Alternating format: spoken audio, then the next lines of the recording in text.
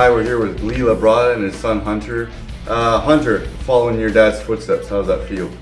Honestly, a lot of people have talked to me about it, and it's kind of one of those things you have to sequester. Like, a lot of the time he's been dad, but in more and more recent times, I realize, that's a Hall of Fame bodybuilder teaching me how to do a back double bi, or telling me what to eat, or saying try this when we're training or something. So in recent years, it's been a lot more of a big deal to me, I guess, since I've kind of delved headfirst into the bodybuilding, and he's been a great role model, and as anyone would know, they're huge shoes to fill, so I'm going to try.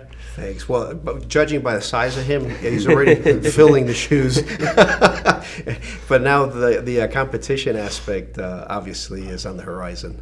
And Lee, how do you feel about having a son that wants to follow in your footsteps? I am so proud of him, and I'm just really tickled that one, he wants to be a pro bodybuilder, and two, that he's interested in the nutrition business as well. And so it's just very exciting for me to be able to work with him and to be able to mentor him. I will tell you, that being said, though, that he really has built this body through a lot of hard work and sweat equity. And Dad has been there just to basically help him stay on the rails, but he's developed his own training and nutrition systems, and he's done exceptionally well with them. Yeah, and like you said, following in your footsteps is a great challenge, and everybody wants to probably know the dynamic, father-son relationships typically butt heads. So how do you guys work as a team to help each other? We just butt shoulders. But no, honestly, we kind of transitioned, because when I first started lifting, it wasn't necessarily for bodybuilding. It was more for football. And while he probably is the best in the business at how to train for bodybuilding, the training styles and what goes into it are significantly different. So first couple years was more me coming home and telling him about what I did at school that day for football, be it like an agility workout or squats or power cleans, or everything was more centered around athletic stuff. And I think that's why we didn't butt heads at first, and it kind of allowed me to develop my own training style, if you will, and kind of mend the two together. That's a really good point. So do you feel that you guys come together and maybe take some of what Lee knows and some of the things that you're developing with new supplements and new developments, and you guys kind of combine your two aspects to create for sure. Definitely. Yeah, with the training, it's funny because the conversations at the dinner table, in most households might be about schoolwork that day. We do talk about that as well, but the conversation invariably comes around to bodybuilding. Okay, so what was your leg routine like today? Well, I squatted 455 for 8 reps, and that kind of thing. And so it's we always compare notes and share training ideas. And I'll tell you that even despite the fact that I've been training for over 35 years, when I get around young guys like Hunter, I still have my antenna up, because I think there's always things to learn, and there's new training methodologies and new ideas and the like, and that's what makes things exciting. And then insofar as the supplementation and the nutrition and the like, we're always comparing notes there as well. Hey, did you try the new glycocorn, or did you try the new supercharge? And what do you think about varying the dose this way or that way? You're getting a better pump in the gym, and so forth, so on. So it's really cool. So I guess what you guys are saying then, a real competitive advantage is just having somebody there to bounce ideas off of. Sure. Right. But yeah, that and then obviously he's not just someone. Obviously he's not just someone. He really has been there and done that. He's been at the pinnacle. He's been where I want to go. So obviously he knows what it takes to get there. So, like I said, more and more he used to just be dad, and he's becoming more of a mentor and someone that I shut my mouth and listen to when he talks, instead of talks back to, Yeah, that's I wanted to dig a little deeper and find out if there was some, because I know other relationships, especially with myself and my father, there's always some talk back and things like that. Sure. What about training? Do you guys ever train together, or? We train together on an occasion, and I will tell you, there's no ego involved. He's far stronger than I am, far stronger than I ever was. Genetically, he has the same beautiful symmetry. However, he's built in a more heavy-duty mode than I ever was. So he's capable of handling. Always make a little joke. A lot more mass with a little less class. Old man over here is mass with class. So. Well, I believe the mass part, the class part, he's got too. So it's just going to be a lot of fun to see how he does when he starts coming up through the ranks. He'll be competing, breaking out into the amateur bodybuilding circuit here in the next couple of years. Yeah, and Hunter, how do you feel the supplements in the supplement industry has helped you out? Do you feel that the development of supplements today has helped kind of push you and help you recover or gain muscle faster or anything like that? Well, obviously, I make a joke about it. We have our Powered by Labrada t-shirts, Powered by Lean Body t-shirts, and I always laugh when I see people in them because I'm like, you don't even know. I've been living and breathing Labrada supplements, obviously, since I started working out, and not because, obviously, my family does own and run the company, but I do have access to everything on the market, and I have tried everything on the market, and I just truly do believe that the products we make are superior to those out there, and I hope the results would speak for themselves. A lot of the products we've come out in recent times, especially our Power Carb and our Glycocarb, I feel really have improved the training tremendously in terms of pump and longevity. It kind of helps you to keep on going. So those have been big, and then obviously it's just been a huge blessing to be able to have access to the supplements throughout my training. I know it's not something that everybody has, so I'm really thankful for that because I know it's made a huge difference in my training. The supplements invariably help. The nutrition is the backbone. Yes. You have to have the proper nutrition in place. They're called supplements for a reason. Exactly. They're not food substitutes. They're supplements in addition to good, healthy nutrition, and that's a philosophy that we all believe in. And then that combined with the training, because if you see this guy training in the gym, I mean, he is just all out. Pulling out the stops 100%, and that is the intensity that it takes, to make it to the pro level. So, real proud of him. That's awesome. Yeah. Let's dive into nutrition a little bit. Would you say you guys eat similar meals, different things? Is there a difference between eating for someone who's in their 20s versus someone who's in their later? No doubt. Now, we'll eat similar things in that we construct our meals. Obviously we get a good protein, portion, chicken, fish, a protein shake, carbohydrate, sweet potato, rice and beans, oatmeal, that kind of thing. So, we basically. Our meals are very interchangeable. It's the amounts that are different. It's the amounts, exactly. So like any given day. Where I eat about this much, he eats about this much. It's like any given day, we both might be eating like salmon and sweet potatoes for one meal and then chicken and brown rice for the next. He might be eating 6 ounces of protein, I might be doing 8. He might be doing a cup of rice, I might be doing 2, but the foods are all the same. Right. Like we're not cooking any differently for me or him. Right. Like I'm not eating higher fat beefs or meats or anything. I'm keeping it very lean just like he does, just in much larger amounts. So I'm trying to grow. Yeah, so correct me if I'm wrong, but what I'm hearing is good nutrition is just good nutrition. It's the amounts that you eat will help you or vary depending on your gains. Is that what I'm getting at? That's right, and I have to watch my fat intake more than he does. At 53, I'm more prone to get out of shape if I'm indulging, in things like pizza and ice cream than this guy at 21. Although to his credit, he really doesn't like that stuff. He just likes good, clean food, and he's got the physique to show for it. Oh, for sure. What if I was to ask you, what's 1 or 2 pieces of advice that you guys feel that the public should know from your experiences? What would those be? Hunter? Honestly, if I could have any 2 bits of advice to people, it is consistency, and then just honestly just having the ability to suck it up. As funny as that sounds. Work hard, right? Just inside the gym and outside the gym, like consistency. You gotta go, you gotta do it, and then outside of the gym, you gotta be on top of your meals, you gotta have them, you gotta be doing your prep constantly, and then, like more along the second line, you gotta suck it up. I bodybuild while in college, there's gotta be some give and go there. I'm doing school and the training and then trying to have a social life. So it's just one of those things you have to have your priorities straight. You know, like one day I might not get to go to a movie with the friends or go just sit on the couch and play Xbox because guess what? I got to cook 10 pounds of chicken and 10 pounds of potatoes that night for the next couple days. But, you know, I don't view it as a sacrifice, like, in terms of my social life. I view it in terms of, like, I'm taking a step forward towards my ultimate goal, It's an if investment. you will. Investment. That's a That's perfect right. way to describe it. Yep, and that's what it's about. I would agree wholeheartedly with what he said. You know, it takes persistence, and it takes hard work, and it takes consistency. You know, so you just have to be able to get into the gym regularly. You have to be able to train in a committed fashion, and you have to be committed to eating the diet religiously. You know, eating your 5 and 6 meals a day every 3 hours and sticking with the program.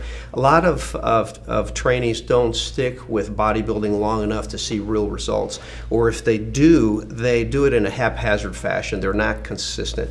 To be a great bodybuilder, you got to be methodical. You got to develop these habits, you know, and be disciplined enough to carry them through. So what I'm hearing is bodybuilding is almost a lifestyle choice. Would you guys agree with that? It is. More than any other sport is a 24/7, 365 deal. It's not one of those things you have an in-season and an off-season.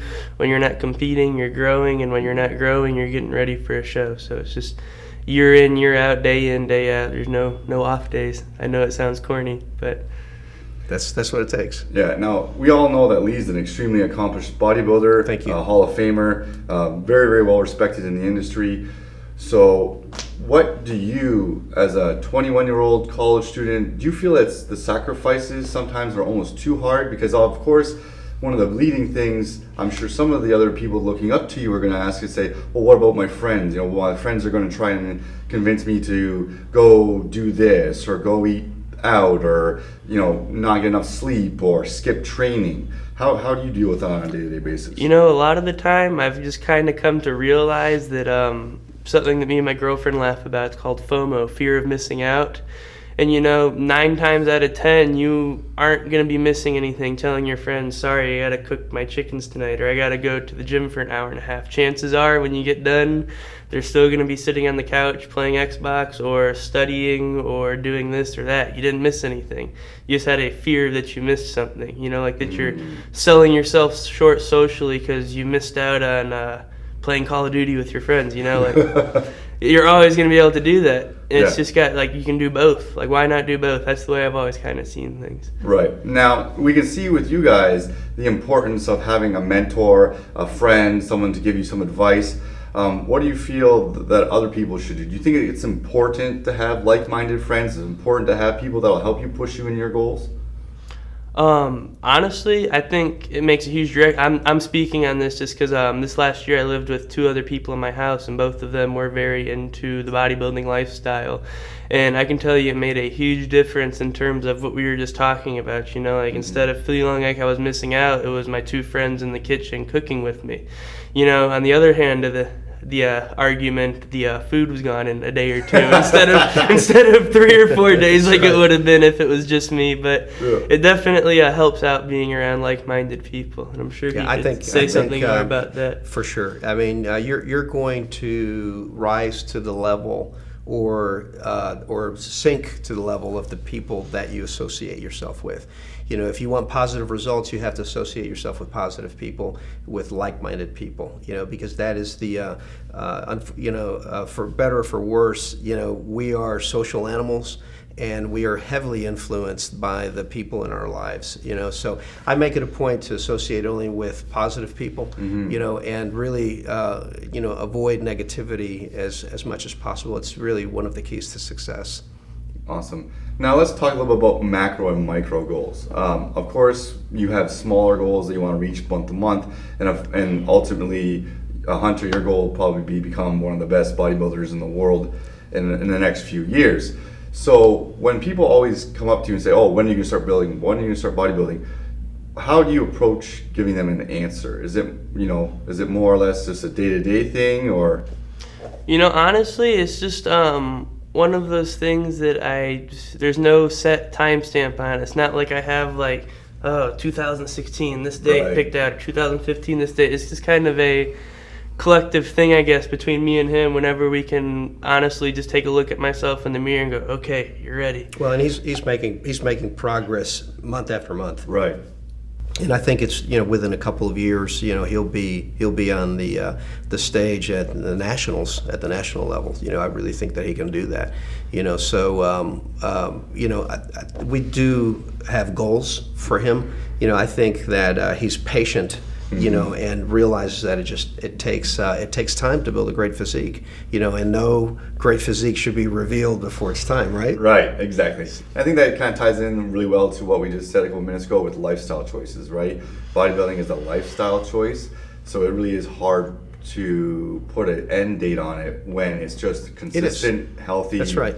positive I choices. think he's a case in point number one. He's Yeah. 53 years old and still living the life every single day. Yes, trying having to keep not up with these young competed. guys, Which leads me to my next point. Lee, do you have any current goals, or is it what's fitness to you today? That's a very interesting question, but bodybuilding to me today is a lifestyle that allows me to remain athletic and to have a functional strength as I get older, and to be healthy and to look the best that I can look. For me, the goal has changed, whereas when I was his age, it was the attainment of more muscle size and the ability to compete on the IFBB stage. Now, for me, it is has evolved more into a healthy lifestyle, and one of the big things for me now is to mentor younger people and to help those that want to get into shape to find a way to get in shape, because it's not just bodybuilders that can benefit from this knowledge.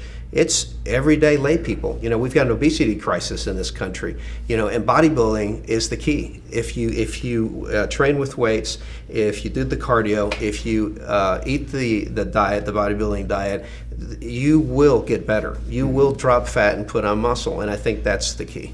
That's a great point. And because I feel that bodybuilding may have a negative point of view because of where it's going or where it is today. Competitively, but overall, I think that's a great point. And let me speak to that point right there. Even the competitive bodybuilder is only a small fraction of the bodybuilding universe. Yeah. There has been an explosion in the number of bodybuilders, as I define them, because I define bodybuilders as anybody that uses weight training to change his or her shape. So Right. they don't necessarily have to get up on the stage and compete in a bodybuilding show or a physique show or a bikini show. A bodybuilder is a person that uses weight training to improve their health, their look, their well-being. And the number of people that are training with weights today, it's literally exploded in the last 20, 30 years. So it's wonderful that way. Yeah, it's great. Where do you guys feel that bodybuilding is today, and where do you want it to see it go tomorrow? I feel that that bodybuilding has sort of lost its way, and especially at the top level, the professional level, because of the fact that the sport has taken a turn to chasing size, muscle size, and mass at the expense of all other aspects of the physique. And in doing so, it really has kind of lost its soul. A lot of the physiques have lost the beauty and the lines and the things that naturally make a physique attractive, a physique beautiful. And I think that can be corrected. I think that a course correction is coming. But it could get worse before it gets better. Mm-hmm. Yeah. Mm-hmm. And do you have any points on that, Hunter?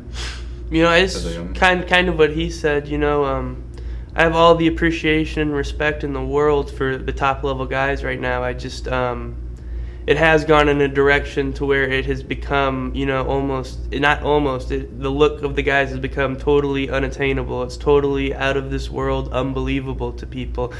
And, I kind of think that's one of the reasons our sport isn't growing like it used to be. Go back 20, 30 years ago, it was a boom, it was an explosion, because everyone could look like the top guys, but it was a believable thing. And I don't know if that's necessarily where it needs to head back to, but I do think it needs to make a change away from the mass at everything else kind of mantra that has been taught to bodybuilding in recent years. Yeah, those are all great points.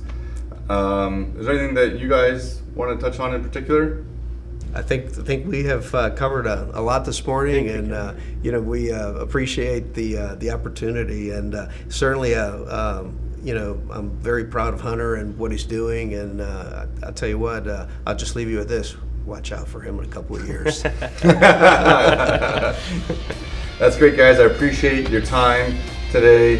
Really look forward to seeing you, Lee, as well as Hunter, in the future bodybuilding competitions and around, and seeing your growth, which would be great.